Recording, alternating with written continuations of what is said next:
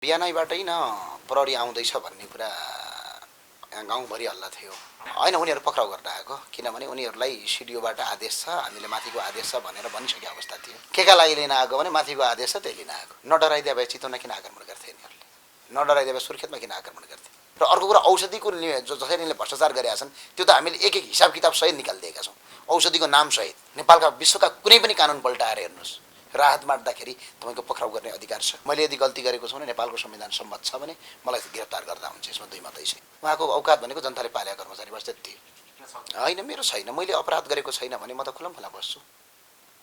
मैले के अपराध गरेको छु? यदि मैले अन्याय गरेको छु भने ज्ञानेन्द्र साईलाई कानुनी कारबाही गर भनेर माग गर्नुहोस्। यदि मैले गल्ती गरेको छु भने, यदि मैले गल्ती गरेको छैन भने नेपाली जनता चुप लागेर नबस्नुहोस्। यो अति भयो। हामीले केही समय अगाडि मात्रै तपाईँ बसेको घरमा प्रहरीले हिँडेको र तपाईँलाई गिरफ्तार गर्न खोजेको भन्ने खबर सुनेर यहाँसम्म आइपुग्यौँ होइन, के भएको थियो मलाई सुरुदेखि बताइदिनुहोस् न। होइन, यस्तो थियो, बिहानैबाटै न प्रहरी आउँदैछ भन्ने कुरा गाउँभरि हल्ला थियो। उसले गाउँ गाउँमा आएर मेरो घर, हामी बस्ने घरहरू खोजिराखेका थियो। हुँदाहुँदै सिआइडीहरू पहिला आयो अनि हामीले त्यस्तै छ भने पछि ठ्याक्क प्रहरी ड्रेससहित आइसक्यो, एकजना असैको कमान्डमा। अनि टोली आइपुग्यो। त्यो टोली असैको कमान्डमा आइसके पछाडि हामीले चाहिँ त्यो टोलीलाई आइसकेपछि हामीले लामो विवाद गर्नुभयो हाम्रो साथीहरूले। हामीले एउटा भिडियो पनि हालेको छ। अनि हामीले पक्राउ पूर्जी बिना पक्राउ गर्न पाइँदैन भन्ने कुरा हाम्रा साथीहरूले कुराकानी गर्नुभयो। होइन, उनीहरू पक्राउ गर्न आएको, किनभने उनीहरूलाई सिडिओबाट आदेश छ, हामीले माथिको आदेश छ भनेर भनिसकेको अवस्था थियो। त्यो आदेश छ भनिसके पछाडि उनीहरू आइरहेको थियो। अनि उनीहरू अहिले पनि अब पनि पक्राउ गर्न सक्छन्, किनभने उनीहरू सिडिओको आदेश लिएर आएका छन्। सिडिओलाई पनि माथिको आदेश छ अरे। अब केका लागि भनेपछि उनीहरूले केका लागि पक्राउ गरेको त्यो हामीलाई थाहा छैन, आदेश छ भन्छन्। करिब करिब हाम्रो घर चाहिँ उनीहरूले आधा घन्टाभन्दा पनि बढी उनीहरूले हाम्रो घरलाई घेराउ गरे। आधा घन्टाभन्दा बढी हाम्रो घर घेराउ गरिसके पछाडि हामीले एउटा भिडियो पनि तपाईँको हामीले त्यहाँ फेसबुक लाइभबाट उपलब्ध गरायौँ। र त्यस पछाडि चाहिँ अहिले गएको अवस्था छ र फेरि आउन पनि सक्छन्। उनीहरू र तपाईँको जस्तै साथीहरूको बिचमा चाहिँ के कुराकानी भयो? उनीहरूले के भन्नु? होइन, हाम्रो साथीहरूले भन्ने कारण कि तिमीहरू पक्राउ गर्छौ भने पक्राउ गर, तर कारणसहित गर। उनीहरू पक्राउ गर्नै आएको भनेर भने उनीहरूले चाहिँ भनेको के भने हामी पक्राउ गर्न नै आउँछौँ भनेरै आएको। यहाँ उनीहरूले भने ज्ञानेन्द्र साईलाई हामी लिन आएको। केका लागि लिन आएको भने माथिको आदेश छ त्यही लिन आएको। अन्त गाउँको सबै मान्छेलाई सोद्धा हुन्छ, सबैको घर घर सोधी आएका छन् यिनीहरू। त्यस्तो अवस्थामा उनीहरू आए होइन। आइसकेपछि हाम्रो घर घेराउ गरे। घेराउ गरिसकेपछि हामीले हाम्रो साथीहरूले त्यसपछि उसलाई कारण देखाऊ, किनभने पक्राउ गर्नलाई त पक्राउ पूर्जी चाहियो नि। त्यत्तिकै त तपाईँको गैर कानुनीमा पक्राउ गर्न पाइँदैन नेपालको संविधान अनुसार। भनेपछि उनीहरूले पक्राउ पूर्जी दिन नसक्ने अवस्था भएपछि उनीहरू अहिले गएका छन् र अझै पक्राउ गर्न सक्ने सम्भावना देखिन्छ उनीहरू। तपाईँलाई चाहिँ के लाग्छ, के कारणले समाउँदैछन् मलाई भन्ने लाग्छ? सरकार डरायो हामीसँग। एउटा व्यक्तिसँग सरकार किन डराउने? नडराइदिए भए चितवनमा किन आक्रमण गर्थे यिनीहरूले? नडराइदिए भए सुर्खेतमा किन आक्रमण गर्थे? हामीले यिनीहरूलाई कस्तो अवस्थामा पुर्याएका छौँ भने यिनको मन्त्री गोकुल बास्कोटालाई पनि हामीले बर्खास्त गर्ने जनता बनाइदियौँ। यिनको एकेश भट्टराईको हालत बेहाल भयो। स्वयं खड्गप्रसाद ओली यति तपाईँको भ्रष्टाचार गरेका थिए, नागरिकलाई थाहा पनि थिएन। त्यो कुरा हामीले जनताका जागरमा उचालेनौँ, जनताले थाहा पाए।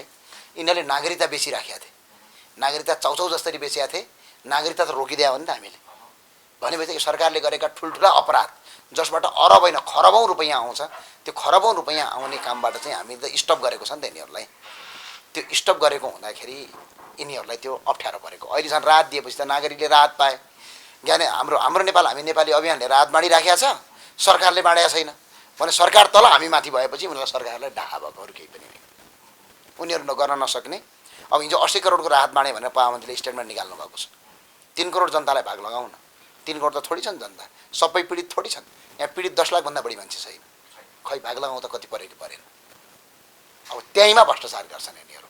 त्यो भ्रष्टाचारको कुरा हामी बाहिर ल्याएका छौँ। र अर्को कुरा, औषधिको जसरी यिनले भ्रष्टाचार गरेका छन् त्यो त हामीले एक एक हिसाब किताब सहित निकालिदिएका छौँ, औषधिको नाम सहित। भएपछि अब यतिखेर यो लकडाउनको बेला, यो कोरोनाको बेला कोही पनि नागरिक हाम्रो अभियन्ताहरू सडकमा आउँदैनन्। यतिखेर लगेर झाकिहाल्नुपर्छ भनेर आएका हुन् यिनीहरू, केही पनि होइन। होइन, राज्यले एउटा नागरिकलाई थुन्न चाह्यो भने त जति बेला जहाँबाट पनि जसरी पनि समातेर लगेर थुनिहाल्छ। पाउँदैन, सक्दैन। नेपालमा संविधान छ, राज्यले संविधान पालना गरेर मात्र थुन्न पाउँछ। संविधानमै टेकेर पनि त तपाईँलाई गिरफ्तार गर्न त सकिन्छ। संविधानमा टेकेर गिरफ्तार गर्नुपर्ने मसँग कुनै पनि उनीहरूको कारणै छैन। त्यही भएर त आज भएका प्रहरीहरू यहाँबाट के छ, मैले के अपराध गरेको छु? भोगमरीमा पीडितमा परेका मान्छेलाई राहत बाँड्नु अपराध हो? विश्वको कुन इतिहासले भन्छ? नेपालको कुन इतिहासले भन्छ कि त्यो अपराध हो भनेर? नेपालका विश्वका कुनै पनि कानुन पल्टाएर हेर्नुहोस्, राहत बाँड्दाखेरि तपाईँको पक्राउ गर्ने अधिकार छ। अर्को कुरो भ्रष्टाचार गरिस् भनेर भ्रष्टाचार गर्यो भनेर बोल्दाखेरि तपाईँको पक्राउ गर्न पाउने अधिकार छ? छैन। कानुनमा पनि छैन, नियममा पनि छैन, नीतिमा पनि छैन, कहीँ कतै पनि छैन। नेपालको संविधान 2072 मा पनि छैन, नेपालको संविधान 2047 मा पनि थिएन। भनेको संविधानमै नभएको कुरा गर्नका लागि यिनले ज्यादती यस्तै मौका छोप्छन् क्या। किनभने यसो न त्यो लकडाउन परेको बेला नागरिक सुतेको बेला यही मौका छोपेर भित्र पक्राउ गरिहालौँ भनेर आएका थिए, तर उनीहरू असफल भए र फेरि अझै आउने प्रयास यिनीहरू गर्नेछन्। र म तमाम नागरिकलाई आग्रह के गर्छु भने यदि यिनीहरूले अब पनि हामीमाथि ज्यादती गरे भने यो देशमा सच्चा राष्ट्रभक्ति नागरिकहरू अब नबसे हुन्छ। किन यो अत्याचारको सिमाना भयो, सिमानाभन्दा बढी भयो। यो त तपाईँको निरङ्कुश तन्त्रभन्दा पनि खतरा भयो। यो लोकतन्त्र गणतन्त्र जुन ल्याएको छन् नेपालका नागरिकले, यसका लागि ल्याएका होइनन्। भने तपाईँको गिरफ्तारीको जुन प्रक्रिया छ, जसरी गिरफ्तार गर्नु खोज्यो, यो संविधान र कानुन विपरीत छ भन्न खोज्नु भएको छ? संविधान र कानुन सबै विपरीत छ। संविधान सम्मत भयो भने गिरफ्तारी दिन तयार हुनुहुन्छ? मजाले। मैले यदि गल्ती गरेको छु भने नेपालको संविधान सम्मत छ भने मलाई गिरफ्तार गर्दा हुन्छ, यसमा दुई मतै छैन। ललितपुरको सिडिओ साहबसँग तपाईँको जुन कन्भर्सेसन भएको थियो सबैभन्दा पहिला, जहाँबाट तपाईँ फेसबुक लाइभ गरिराख्नु भएको थियो, त्यति बेला खासमा के कुरा भएको थियो?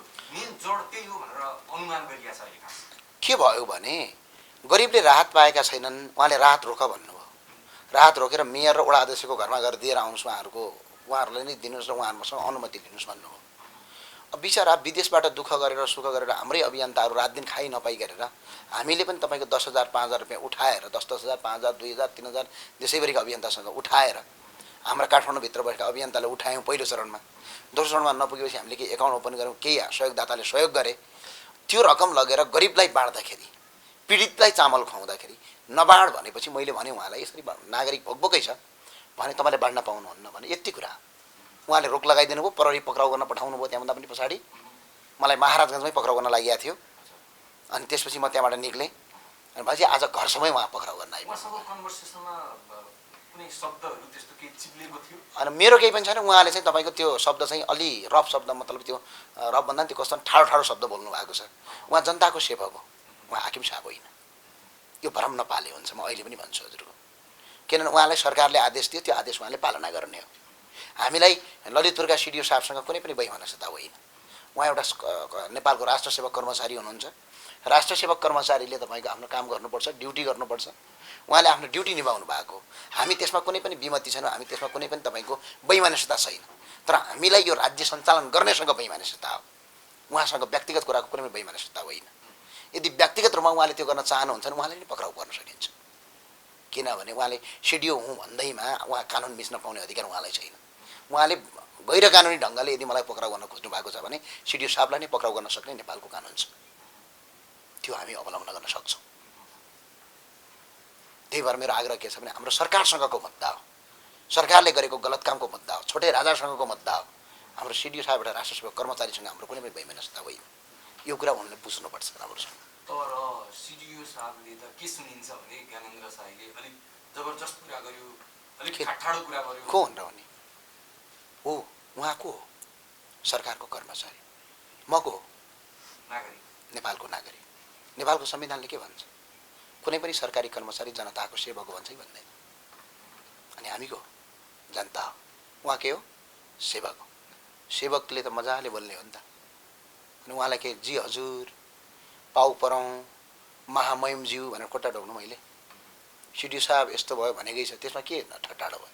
संस्कार त सिडिओ साहब आइबक्सेस किन भने चाकडी गर्ने संस्कार छ? त्यो चाकडी गर्नै हुँदैन। सरकारको एउटा कर्मचारी हो, जनताले पालेको कर्मचारी हो। उहाँको औकात भनेको जनताले पालेका कर्मचारी बस त्यति। जनताले तलब दिएछन्, कर तिरेछन्, त्यो करबाट उहाँले तलब खानुहुन्छ, राज्यको सेवा गर्नुहुन्छ। जनताको शान्ति सुरक्षा कायम गर्ने जिम्मेवारी दायित्व सिडिओसँग हुन्छ। छ त, त्यो अधिकार छ उहाँको। त्यो राज्यले र कानुनले र संविधानले दिएको। आज उहाँ सिडिओ साहब हुनुहुन्छ, भोलि अर्को आउँछ, अर्कोले पनि त्यही गर्ने। उहाँ सिडिओलाई चाहिँ एउटा नागरिकले टेरेन तसर्थ गिरफ्तार गर्न खोजिएको भन्ने तर्कहरू सुनिन्छ। किन नागरिकले टेर्नुपर्छ भने उहाँ राजा हो, बडा महाराज धिराज हो? होइन, उहाँले हामीलाई टेर्नुपर्छ।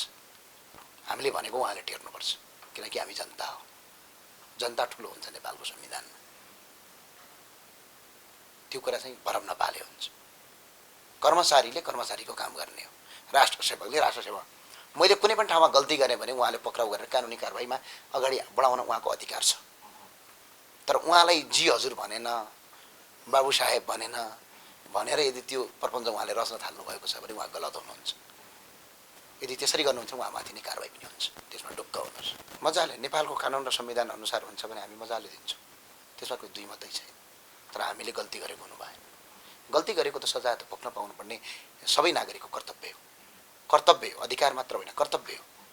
यदि कुनै पनि नागरिकले गल्ती गर्छ भने त्यसले आफ्नो गल्तीको सजाय भोग्न पाउनु, त्यसको माफी माग्न पाउनु उसको नैसर्गिक अधिकारको कुरा हो।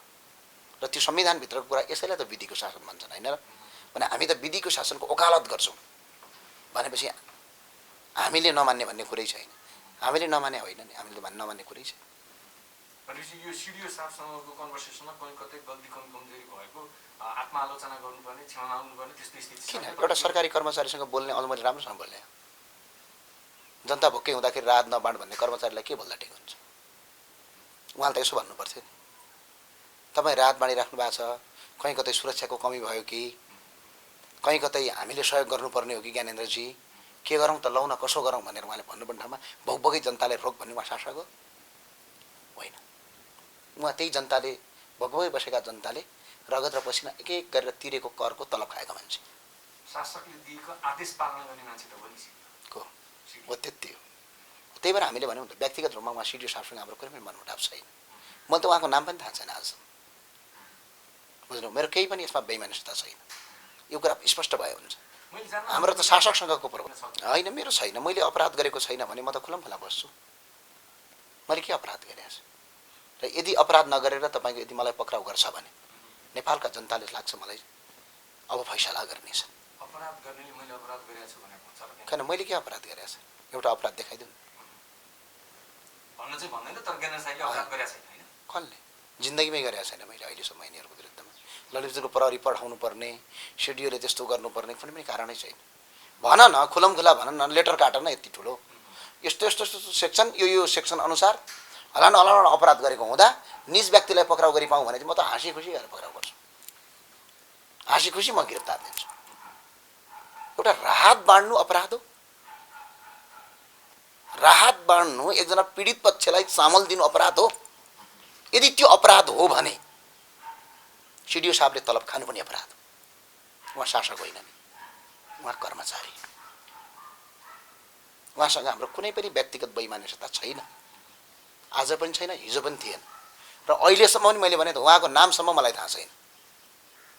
हाम्रो लडाइँ भनेको केपी शर्मा ओलीसँग हो, सिडिओ साहबसँग होइन।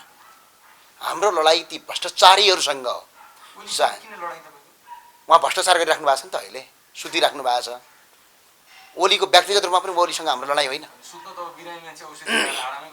राजीनामा दिएर घर बसे भइगयो त, बिरामीले देश चलाउने, त्यो त अपराध हो सिधै। विश्वमा कहीँ देख्नु भएको छ सुती शासन? बिचरा राजाले त गर्दैन, छोरालाई शासन दिन्छ है। उहाँ त सुती हिजो उहाँ हिँड्नुभयो अरे सचिवालयबाट, प्राविधिक कार्यालयबाट आफ्नो बस्ने ठाउँमा जाँदाखेरि ओल्लो कोठाबाट पल्लो कोठा हिँड्नुभयो अरे। उहाँ चमत्कार भएको थियो हिजो। यस्तो त देशको प्रधानमन्त्री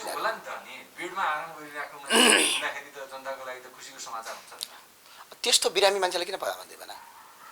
बिरामी नै बिरामी, डोजै डोज खानुपर्ने बिहान बेलुका। बिरामीले चलाएको देश अझ धन्न भगवान् पशुपतिनाथको कृपाले, गौतम बुद्ध भगवान्को कृपाले चल्याएको छ भनौँ न। भनेपछि हाम्रो लडाइँ भ्रष्टाचारीहरूसँग हो, विधिको शासन उल्लङ्घन गर्नेसँग हो, भोकमरीसँग हो, शिक्षा स्वास्थ्य भोकमरी र बेरोजगारीसँग हाम्रो लडाइँ हो। यो लडाइँ हुँदाखेरि तपाईँको उहाँसँग हाम्रो कुनै पनि व्यक्तिगत बेइमानिता छैन। अझ पनि मैले आग्रह के गरेँ जस्तो रब बोल्यो, रुख बोल्यो। रब बोल्यो भने चाहिँ नेपालको संविधान प्रयोग गरेर जेल हाल न त। मैले के रब बोलेको छ र? लाइभमा अडियो छ, त्यो लाइभ भिडियो गरिस् त्यो पाउँदा भने पाउँछ। उहाँ सार्वजनिक व्यक्ति हो, उहाँको त्यो पर्सनल मोबाइल नम्बर थोडी हो, उहाँको घरलाई थोडी सोधेँ मैले। राज्यले दिएको मोबाइल हो, उहाँ सार्वजनिक पद धारण गरेको व्यक्ति हो, त्यसको जवाब कुनै पनि सार्वजनिक ठाउँमा दिनुपर्छ। कार्यालय समयभित्रै गरियो। कार्यालय समयभित्रै गरिएको छ त्यो पनि एसएसपीले फोन गर्नु भनेर भनेपछि यसमा केही पनि अपराध तोकेको छैन। भनेपछि यस्तो गलत काम गर्न रोक्नुहोस् कृपया। कुकुरका पनि दिन आउँछन् भन्छन् नि, एक दिन नेपाली जनताका पनि दिन आउँछन्। जनताका दिन आएको दिनमा हालत खराब हुन्छ। हेर्नुहोस्, गर्न सक्छ पुलिसले, गिरफ्तार गर्यो भने नेपाली नागरिकले के गर्ने, तपाईँका समर्थकहरूले के गर्ने अलिकति बताइदिनु। मेरो केही पनि छैन। यदि मैले अन्याय गरेको छु भने ज्ञानेन्द्र साईलाई कानुनी कारबाही गर भनेर माग गर्नुहोस्। यदि मैले गल्ती गरेको छु भने, यदि मैले गल्ती गरेको छैन भने नेपाली जनता चुप लागेर नबस्नुहोस्। यो अति भयो। आज ज्ञानेन्द्र साई पक्राउ पर्छ, यसको मतलब यो होइन कि भोलि तपाईँ पक्राउ पर्नुहुन्न भन्ने होइन। हरेक ठाउँबाट तपाईँको भ्रष्टाचारको विरोध गर्ने मान्छेहरू पक्राउ पर्छन्।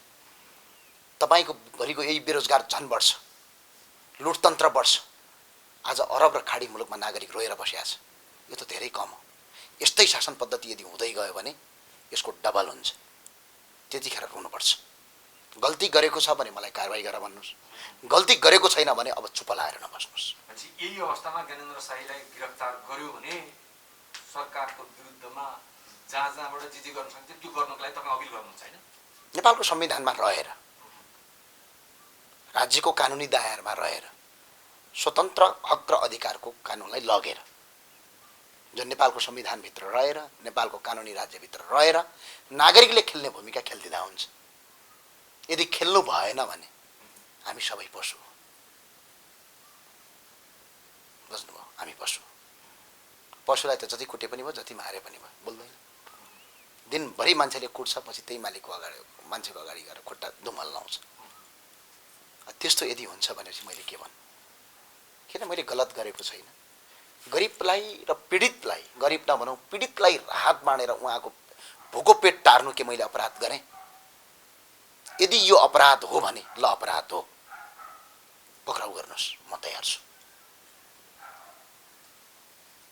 यदि पीडितलाई राहत बाँडेर उहाँको भोको पेट, अस्ति मात्रै राति फोन गर्ने त्यो बहिनीको आज पनि बालबच्चा भोकै छ, त्यो बहिनीको भोकभोकै भएको बालबच्चालाई खाद्यान्न खुवाएर उसको जीवनलाई, उहाँलाई एक किसिमको तपाईँको अलिकति चामल दिएर उहाँको जीवन र उहाँको बालबच्चा बचाउनु, यदि रोइरहेका त पीडितहरूलाई उहाँको चुलो बाल्नु, आगो निभेको चुलोलाई एउटा चुलो बाल्नु र यदि पीडितलाई तपाईँको अलिकति केही नभए राहत दिएर उहाँको जीवनलाई उकास्नु र उहाँलाई बचाउनु, एउटा मानवताको हिसाबले त्यो बचाउने यदि अपराध हो भने त्यो अपराध हो। तपाईँ कारबाही गर्नुहोस्, तपाईँ गिरफ्तार गर्नुहोस्, म गिरफ्तारी दिन तयार छु। अब अन्तमा बताइदिनुहोस् कि आम नेपाली नागरिक जो राहतको अपेक्षामा थिए, जो ज्ञानेन्द्र साईले अलिकति भए पनि चामल दिएला, खाद्यान्न दिलाएर छाक टार्नुला भनेर बसेका थिए, ती मानिसहरूले न त छाक टार्न पाएका छन्, न त ज्ञानेन्द्र साईले आफ्नो गोदाममा भएको राहत दिन पाएको छैन। मेरो राहत तपाईँको गोदाममा थन्किएको छ, मानिसहरू भोकभोकै ज्ञानेन्द्र साईले दिन्थ्यो, त्यही पनि राज्यले रोकिदियो भनेर भनिराखेको अवस्थामा एका बिहानै प्रहरीले आएर घर घेर्दा साइकोलोजिकली कस्तो असर पर्दो? साह्रै मन दुख्यो। म त तपाईँ पटक पटक कस्टडीमा परिसकेका मान्छे हो, तपाईँलाई यो सामान्यकरण पनि भइसकेको छ। हामी जस्ता मान्छेलाई हो भने त डर लाग्ला, तपाईँलाई चाहिँ कस्तो असर पर्यो? मलाई साह्रै दुःख लाग्यो। कस्तो देशमा जन्मेछौँ जस्तो लाग्यो कि आफूलाई देखेर धिक्कार लाग्यो कि ती पीडित मान्छेहरूलाई राहत बाँड्नु के अपराध थियो? प्रहरी आउँछ, घर घेरा हाल्छ, मलाई फोन गर्छन् क्या दाइ राहत चाहियो, भोकै छौँ भन्छन् क्या। अहिले भर्खरै कपनबाट फोन आएको थियो कि के गरौँ नानी, म बाहिर निक्लेँ भने पछाडि मलाई प्रहरीले छोड्दैन भन्छु। म बाहिर त टाढाको कुरो, घरमै आइसक्यो कि भनेपछि मलाई त कस्तो लाग्यो भनेपछि आफैलाई आफै देखेर धिक्कार लाग्यो कि कस्तो देशको शासन सत्ता भएको ठाउँमा म जन्मेछौँ जस्तो लाग्यो। हामी नेपाली जन्मेछौँ जस्तो लाग्यो कि जसको कुनै नैतिकता नै छैन क्या, जसमा कुनै मानवता नै छैन। सिर्फ लोभ छ, लाभ छ, भ्रष्टाचार छ, अपराध छ भने कस्ता देशको शासन गर्ने मान्छेमा कहाँ जन्मे होला जस्तो लागेर आफूलाई आफै धिक्कार लाग्यो कि एकछिन। हाम्रा देशका राजनीतिक दलका नेताहरूको विगतलाई स्मरण गर्दा उनीहरू पटक पटक जेल परेका, नपरेको चौकी छैन भनेर भन्छन् होइन। कोही 14 वर्ष 15 वर्ष पनि जेल बसेका भन्दा तपाईँ पनि पटक पटक प्रहरीको कस्टडीमा पर्दै हुनुहुन्छ। कतै यो नेता बन्ने लक्षण त होइन ज्ञानेन्द्रजी? नेता कसले बन्ने र बनाउने भन्ने कुरा होइन। समय र परिस्थितिले माग्ने कुरा हो एउटा कुरो। अर्को कुरो उहाँहरू जेल पर्नुभयो भन्नुभयो, राम्रोका लागि जेल पर्नु भएको थियो कि नराम्रोका लागि जेल पर्नु भएको थियो त्यो त मूल्याङ्कन हुन्छ। हिजो उहाँहरू जेल पर्नुभयो उहाँहरूले अपराध गर्नुभयो भन्ने होइन, उहाँहरू स्वतन्त्रका लागि लड्नु भएको थियो, तर अहिले त्यही स्वतन्त्रता उहाँहरू खोज्दै हुनुहुन्छ भनेपछि उहाँले लडेको केही काम भयो? काम भएन। अब एउटा उदाहरणको लागि म तपाईँको रात दिनै पढ्छु 8 क्लास पास गर्नु पर्यो भनेर रात दिनै पढेँ ल मान्नुहोस् न, रात दिनै पढेँ सबै गरेँ, इक्जाम पनि दिएँ, तर म 8 क्लास पास भइसके पछाडि पनि फेरि के गर्छु, फेरि म 8 क्लासमा भर्ना हुन्छु भने त्यो पढेको क्या? फेल भए पो फेरि त्यहाँ आउनु पर्यो, पास भए फेरि। म त यही स्वतन्त्रता, यही विधिको शासन, यही कानुनी राज्य, यही देश विकास होला भनेर यत्रो जेल परेका नेताहरू आज आफै भ्रष्टाचार गर्ने, आफै कानुनी राज्यको उल्लङ्घन गर्ने, आफै विधिको शासनलाई हरण गरे भने उनको त्यो जेल गएको कुरा सबै बालुवामा पानी हाले बराबर भयो। यसमा केही पनि छैन, यसमा कुनै जवाफै छैन भने यो कुनै पनि उनीहरूको योगदान क्रान्ति भन्ने कुरा जनताले घृणा गर्न लागिसकेन। तपाईँलाई यो अवस्थामा समातेर थुन्यो भने त तपाईँको क्रेज अझ बढ्छ नि। क्रेजसँगको मतलबै होइन, मलाई थुन्नुपर्ने के कारण देखाउनु पर्यो नि, उहाँहरूले कारण देखाउनु पर्यो। किनभने कुनै पनि नागरिक मुख बन्द गर्न पाइन्छ, नेपालको संविधानले कसैलाई पनि मुख बन्द गर्न दिँदैन, त्यो अधिकार कसैलाई पनि छैन। हुन्छ ज्ञानजी, हामीले यहाँसँग छोटो मिठो र महत्त्वपूर्ण कुराकानी गऱ्यौँ। सुरक्षित रहनु होला, घरमै रहनु होला। समय र यो महत्त्वपूर्ण कुराकानीको अवसरको लागि हामी धन्यवाद व्यक्त गर्छौँ। हस्, धन्यवाद तपाईँलाई। म र मेरो आग्रह के छ भने हामी स्वतन्त्र छौँ र यदि राहत पीडितलाई यदि राहत बाँड्नु अपराध हो भने नेपालका सबै नागरिकले भन्नुहोस् यो अपराध हो, म कानुनी कारबाही भोग्न तयार छु। हस्, धन्यवाद।